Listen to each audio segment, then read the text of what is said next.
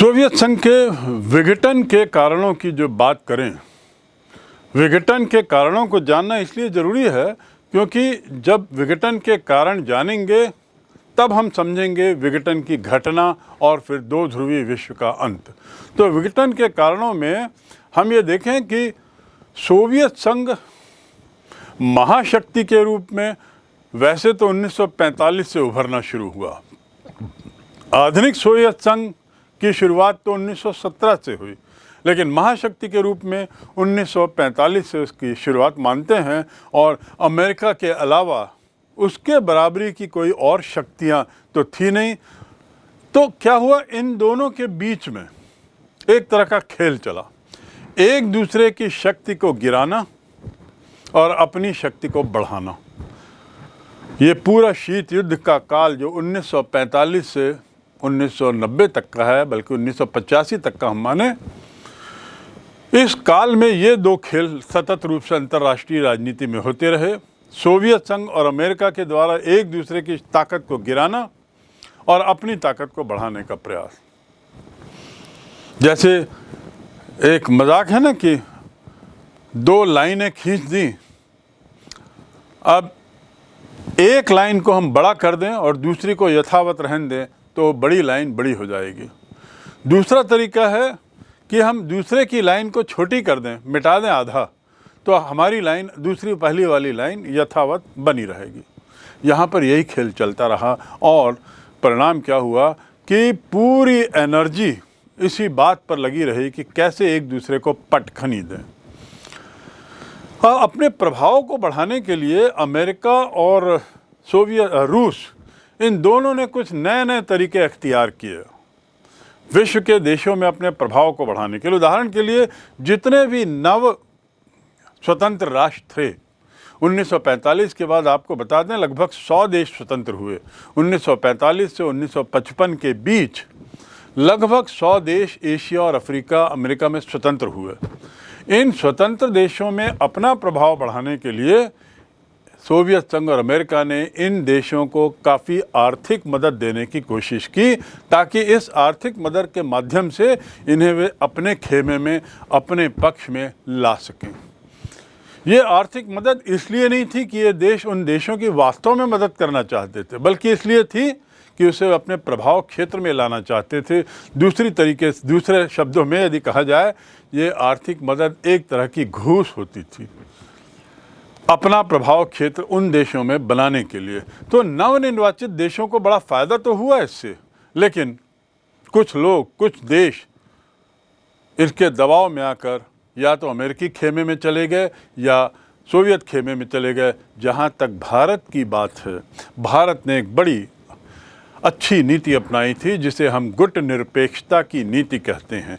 बिना इन दोनों किसी गुट में रहे, इन दोनों देशों के साथ ऐसे संबंध रखना कि आर्थिक मदद भी मिलती रहे और इन गुटों का दबाव भी न रहे। यह भारत की नीति थी। तो हम आगे बढ़ते हैं कि आर्थिक मदद के जरिए इन लोगों ने देशों को खरीदने की कोशिश की।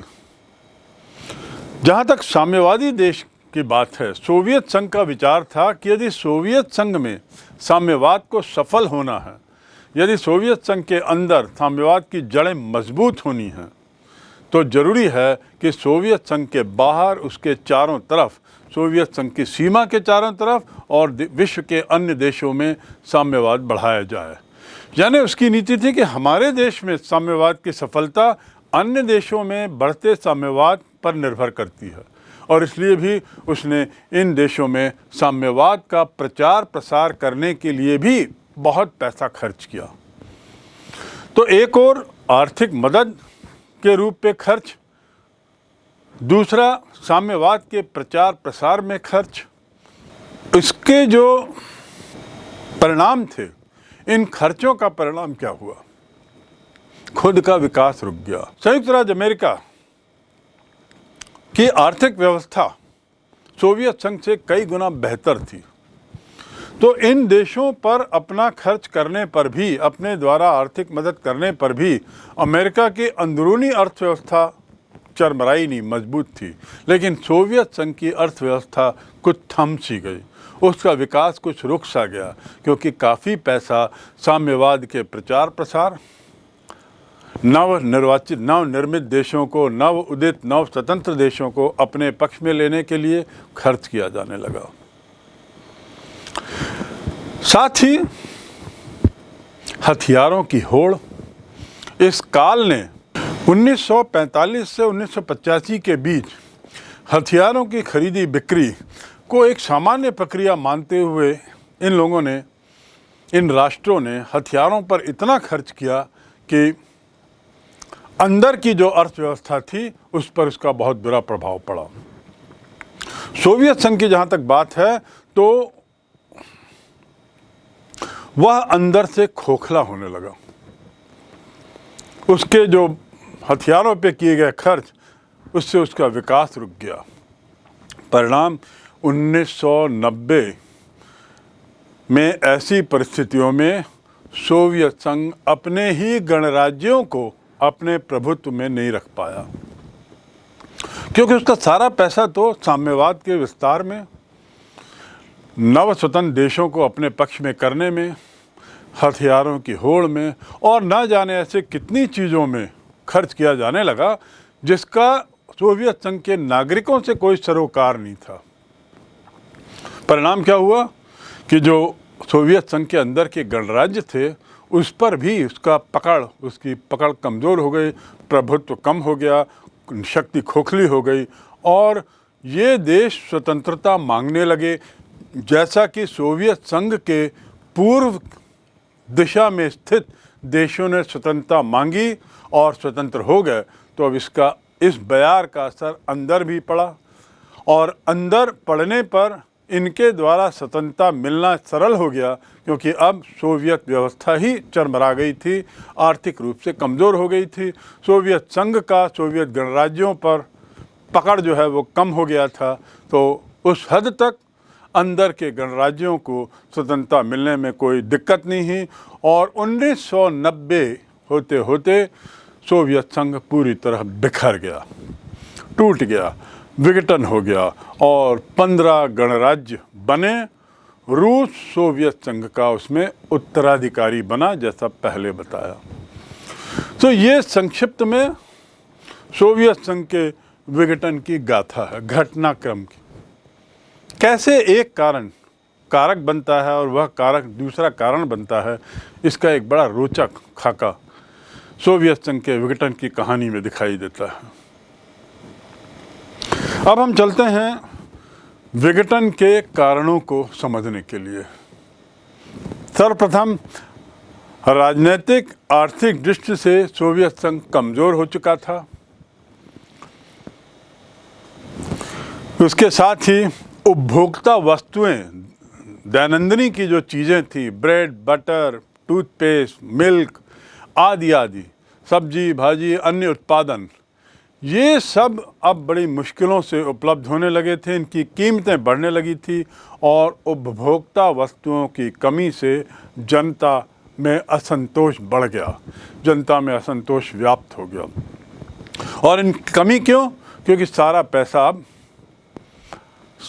सामरिक विकास पर खर्च किया जाने लगा, सैन्य विकास पर खर्च किया जाने लगा, विदेशी राजनीति में खर्च किया जाने लगा। तो इसलिए जनता के असंतोष का एक कारण उपभोक्ता सामानों की कमी और आर्थिक राजनीतिक जिससे कमज़ोर होना। दूसरा कारण, गोर्बाचेव की जो सुधार की नीति थी, वे नीतियां तो अच्छी थीं, लेकिन गति इसकी बड़ी धीमी थी। इस धीमी गति से वहाँ की जनता संतुष्ट नहीं हुई। यद्यपि इस बात से खुश थी कि गोर्बाचेव उदारवादी हैं, नरमपंथी हैं और लोकतांत्रिक मूल्यों में कुछ हद तक विश्वास करते हैं, लेकिन इसकी प्रगति बहुत धीमी थी, जिससे जनता नाखुश थी। तीसरा कारण, एक और जहाँ साम्यवादी व्यवस्था की बुराइयाँ यहाँ की जनता को दिखने लगी थी, दूसरी ओर पूंजीवादी विचारधारा की अच्छाइयाँ इन लोगों को आकर्षित करने लगी।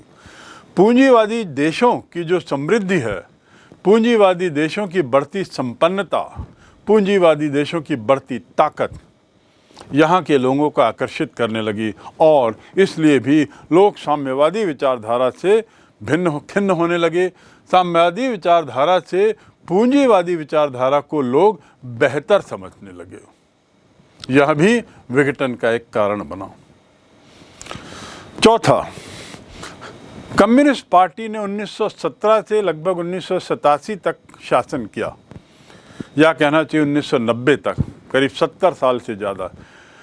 इस शासन काल में धीरे धीरे वहाँ पर अधिनायकवाद, समाजवाद के बदले एक तरीके से अधिनायकवाद, डिक्टेटरशिप बढ़ती गई, तानाशाही बढ़ती गई। एक पार्टी का पूरे नियंत्रण की सत्ताशाही चलने लगी, लोगों की आवाज़ दबाई जाने लगी और इसके साथ इस पार्टी ने अपनी कोई जवाबदेही भी जनता के प्रति नहीं रखी। उसने अपने को कतई उत्तरदायी नहीं माना जनता की दिक्कतों के लिए। इस बात से भी लोग बहुत नाराज थे। जनता में जिस प्रकार पड़ोसी राष्ट्रों में, पूर्वी यूरोप के राष्ट्रों में राष्ट्रवाद और स्वतंत्रता की आवाज़ ने उनको स्वतंत्र किया, उसी प्रकार जनता के अंदर भी अब राष्ट्रवाद की भावना आने लगी।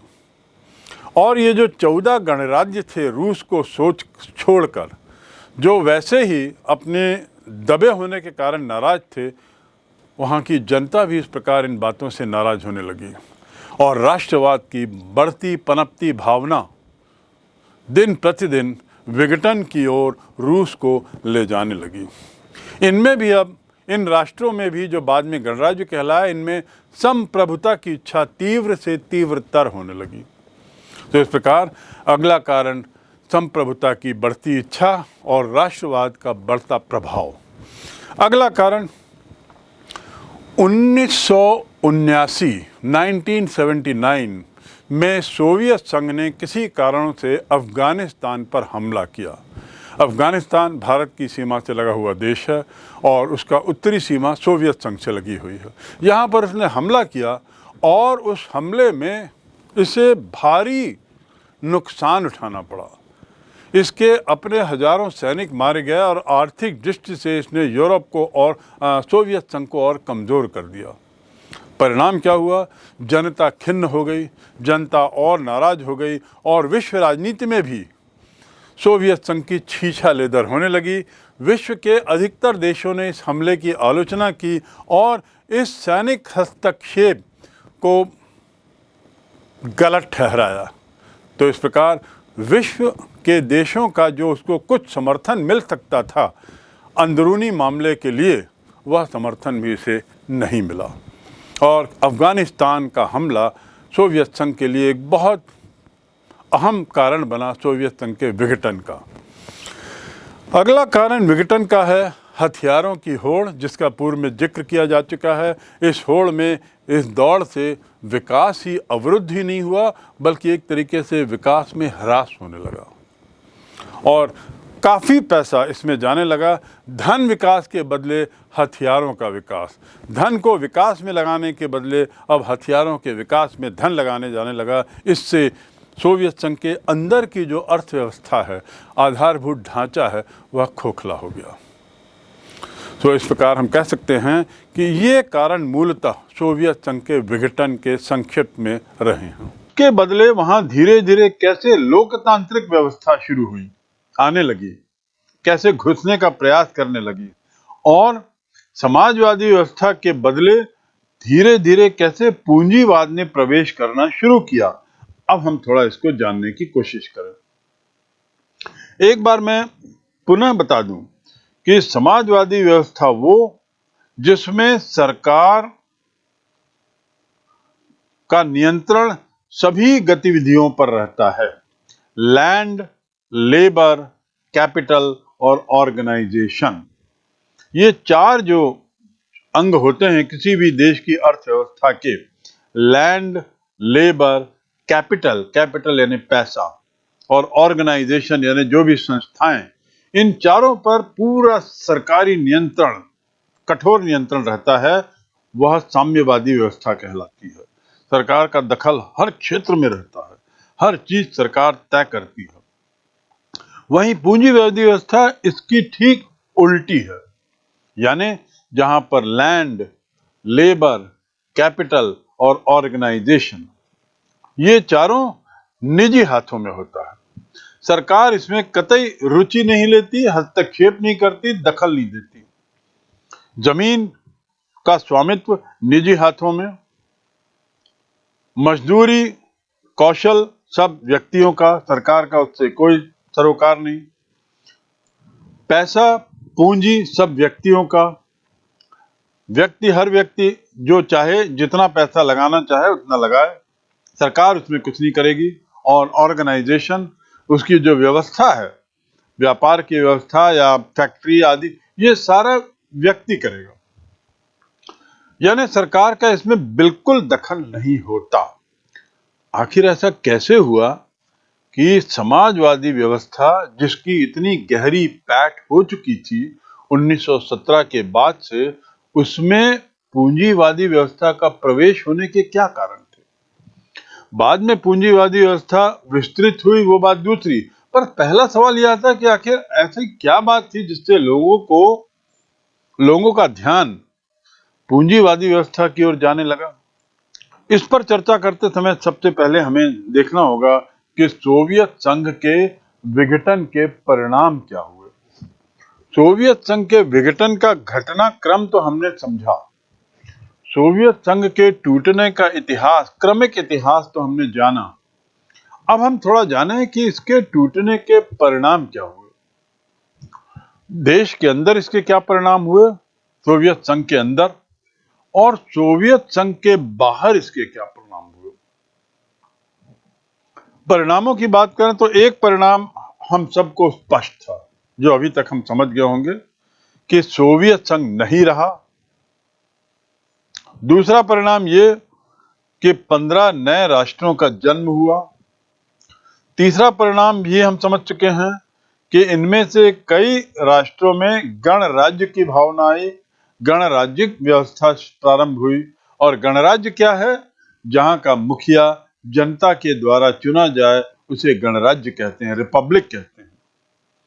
तो इस प्रकार ये तीन परिवर्तन सोवियत संघ के विघटन के बाद हुए, ये तो हम जानते हैं। और हाँ, चौथा परिवर्तन की यदि बात करें तो हम कह सकते हैं कि यूरोप और एशिया का नक्शा बदल गया, यानी पुराने नक्शे सारे बेकार हो गए। 1991 के पहले के नक्शे पुराने माने जाने लगे और नए नक्शे 1991 के बाद आए। तो ये चार जानकारियां और चार बातों की समझ तो हमको हो गई। अब हम थोड़ा और देखें कि इसके और क्या क्या परिणाम हुए। पांचवा परिणाम कि जो पहली दुनिया थी, आपको याद होगा पहली दुनिया का अर्थ क्या है? पहली दुनिया यानी अमेरिका और उससे जुड़े हुए उसके मित्र राष्ट्र। उसी प्रकार दूसरी दुनिया क्या है? दूसरी दुनिया यानी सोवियत संघ और उससे जुड़े हुए राष्ट्र। तो दूसरी दुनिया अब समाप्त हो गई, क्योंकि सोवियत संघ समाप्त हो गया और दूसरी दुनिया का नेतृत्व सोवियत संघ कर रहा था। तो सोवियत संघ की समाप्ति के साथ ही दूसरी दुनिया समाप्त हो गई। समाप्त का अर्थ यह नहीं कि वह पूरी गायब हो गई, समाप्त का अर्थ यह हुआ कि अब सोवियत संघ जैसे नाम का देश अब अस्तित्व में नहीं रहा, उसके बदले नए देशों का नाम सामने आया, उस हिस्से में नए देश बन गए। सोवियत संघ की जो मित्र राष्ट्रों की जो मंडली थी, जिसे हम वॉर्सो पैक्ट कहते हैं, आपको याद होगा वॉर्सो पैक्ट अमेरिका द्वारा बनाए गए नाटो के जवाब में बनाया गया था। नॉर्थ अटलांटिक ट्रीटी ऑर्गेनाइजेशन के उत्तर में, उसके जवाब में सोवियत संघ ने भी ऐसी मिलिट्री संधियां, सैनिक संधियां की थी। उसमें से जो सबसे बड़ी संधि थी, जिसमें सबसे ज्यादा देश शामिल थे, वे कहलाते थे वॉर्सो पैक्ट। मित्र राष्ट्रों की बात करें तो सोवियत संघ के मित्र राष्ट्र या सोवियत संघ के गुट में पूर्वी यूरोप के देश शामिल थे। अब पूर्वी यूरोप किसे देखते हैं, देखिए नक्शे में। यूरोप को पश्चिमी यूरोप और पूर्वी यूरोप दो भागों में बांट के देखिए तो आप पाएंगे कि पश्चिमी यूरोप में वे देश हैं जो अमेरिका के निकट हैं, भौगोलिक दृष्टि से भी अमेरिका के निकट हैं और उनका झुकाव विचारधारा के रूप में भी, मित्रता के रूप में भी अमेरिका से ज्यादा है। ये कौन कौन से देश हैं? इंग्लैंड, फ्रांस, जर्मनी, पुर्तगाल, स्पेन आदि आदि। ये पश्चिमी यूरोपीय देश कहलाते हैं क्योंकि ये यूरोप में पश्चिम में है और यूरोप के पश्चिमी देशों के बाजू में जो हैं वे पूर्वी यूरोप कहलाते हैं। तो जो पूर्वी यूरोपीय देश, जिसमें हम कह सकते हैं चेकोस्लोवाकिया,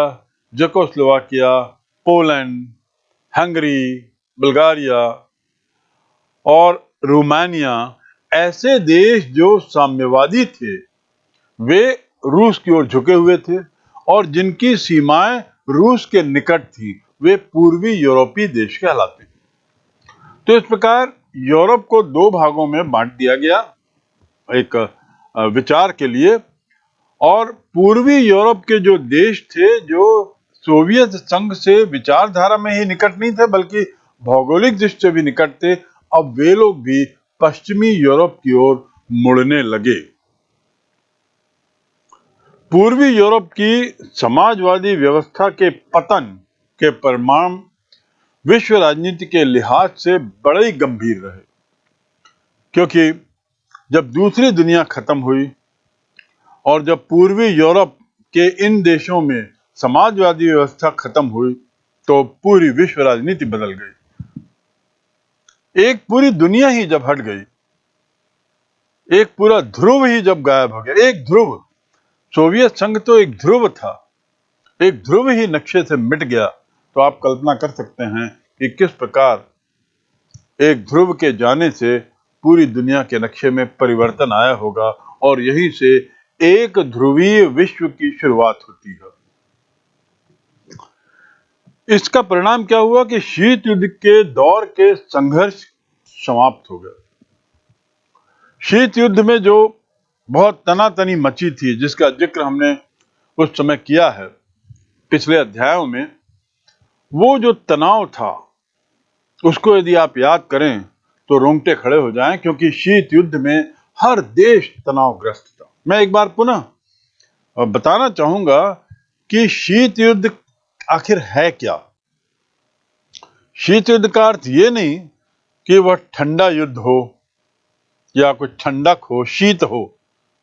शीत युद्ध का अर्थ ऐसा युद्ध जिसमें हथियार नहीं चलाए जाते, जिसमें आमने सामने हाथ से या हथियारों से लड़ाई नहीं होती। ऐसी लड़ाई या ऐसा युद्ध जो हथियार के बदले जीभ से या संचार माध्यमों से लड़ा जाता है, उसे कहते हैं शीत युद्ध। जीभ से कैसे लड़ाई होती है, जिसे हम तू तू मैं कहते हैं, जिसे हम बहस करते हैं, वही लड़ाई कहलाती है शीत युद्ध। एक ने कुछ कहा, दूसरा उससे ज्यादा बोलेगा, फिर उसके बाद पहला व्यक्ति उसकी प्रतिक्रिया में फिर और ज्यादा गर्म होकर बोलेगा। यही शीत युद्ध था। अब जब शीत युद्ध के काल की समाप्ति की बात करें तो इसका अर्थ यह हुआ कि एक ध्रुव जब खत्म हो गया तो अब लड़ाई किससे? तो इससे शीत युद्ध के दौर के संघर्ष पूरी तरह समाप्त हो गया। समाजवादी विचारधारा की जगह अब पूंजीवादी विचारधारा पनपने लगी। स्वतंत्र राज्यों का दिया हुआ तथा लोकतांत्रिक प्रणाली, बाजार व्यवस्था, इस पर श्रेष्ठता की मुहर लगी। लोग ऐसा समझने लगे, लोग मानने लगे, और उनके सामने उदाहरण थे कि दूसरी दुनिया की जो आर्थिक व्यवस्था थी, जिसे समाजवादी व्यवस्था कहते हैं, यह अच्छी नहीं है, इसकी अपनी बहुत सारी खामियां हैं। तो एक और इस देश के नागरिक, इस देश के लोग जहां समाजवादी व्यवस्था की खामियों से परिचित थे, वहीं वे लोग दूसरी ओर पूंजीवादी व्यवस्था के आकर्षण में डूबे जा रहे थे। पूंजीवादी व्यवस्था में लोग बिल्कुल बोलने के लिए स्वतंत्र थे। स्वतंत्रता का अधिकार, घूमने का अधिकार, संपत्ति का अधिकार और सभी तरह के अधिकार मानव को मिले हुए थे, जिससे लोगों को बड़ी खुशी थी। वहां के लोग बड़े खुश दिखते थे। परिणाम क्या हुआ कि धीरे धीरे धीरे समाजवादी विचारधारा की जगह पूंजीवादी विचारधारा आने लगी। स्वतंत्र राज्यों का दिया हुआ तथा लोकतांत्रिक प्रणाली और बाजार अर्थव्यवस्था, इस पर श्रेष्ठता की मुहर लगना, मतलब ये साबित होने लगा, ऐसा स्पष्ट दिखने लगा कि मुक्त व्यापार ही व्यापार का सर्वश्रेष्ठ तरीका है। कंट्रोल्ड बिजनेस, सरकार के द्वारा निर्देशित, सरकार के द्वारा नियंत्रित व्यापार अच्छा नहीं रहता, उसकी अपनी बहुत सारी खामियां हैं। इसलिए मुक्त व्यापार अच्छा है। ये जो लोभ था, यह इन देशों के लोगों को और इन पूर्वी यूरोप के देशों को पश्चिमी यूरोप की ओर झुकाने में कामयाब हो गया। विश्व राजनीति में शक्ति संबंध भी बदल गया। जो बहुत ज्यादा ताकतवर थे, सोवियत संघ, वह टूट गया। सोवियत संघ के अंतर्गत के देश अब अपने अपने तरीके से अपनी ताकत बनाने लगे, अपनी अपनी स्वतंत्रता को अपने तरीके से देखने लगे और शक्ति संबंध ऐसा बदला कि अब अमेरिका एक महाशक्ति, दो में से एक महाशक्ति न रह करके अब अमेरिका एकमात्र महाशक्ति हो गया और पूरी दुनिया ने इसके बाद अमेरिकी वर्चस्व को ही देखा। अमेरिका, अमेरिका और अमेरिका, इसके अलावा और कोई दूसरा देश नहीं।